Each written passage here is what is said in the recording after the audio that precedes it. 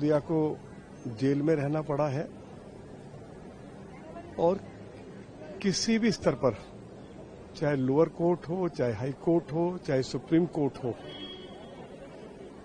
कभी भी उनको किसी भी तरह का रिलीफ नहीं मिला। यदि आप ऑनरेबल कोर्ट्स की ऑब्जर्वेशन देखेंगे तो उन्होंने ये स्वीकार किया है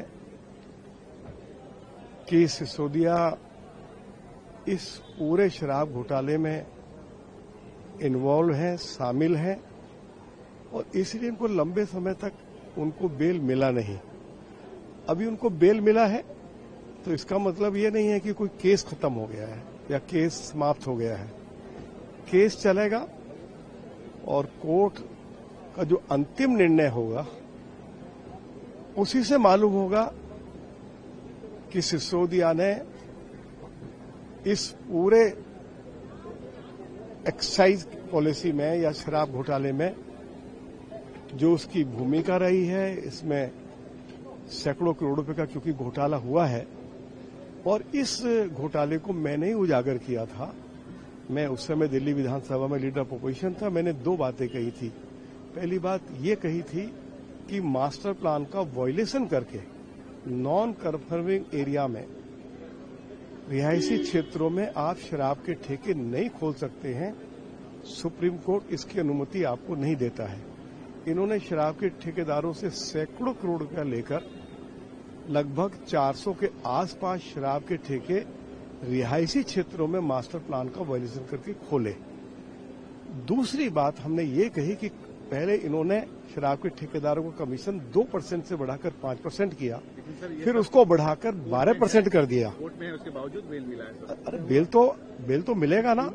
आप हमेशा उनको जेल के अंदर तो नहीं रख सकते हैं। लेकिन अगर वो आपके हिसाब से अगर या तो थे तो जेल में होना चाहिए था, लेकिन अब तो निकल गए। यही उनका दलील। नहीं, मैं कहता हूं कि जो लोग मर्डर कर देते हैं उनको भी बेल मिलता है। तो क्योंकि लंबे समय तक उनको जेल में रहना पड़ा है, चार्जशीट पेश हो गई है। अब क्योंकि कोर्ट में ये मामला, इसकी रेगुलर सुनवाई होगी और कोर्ट ही तय करेगा कि सिसोदिया की इतने बड़े घोटाले में क्या इन्वॉल्वमेंट थी, और मैंने इन्वॉल्वमेंट आपको बता दी। और उन्होंने तो कहा था कि ये वर्ल्ड क्लास एक्साइज पॉलिसी है और इस शराब नीति से दिल्ली सरकार की आय बढ़ जाएगी।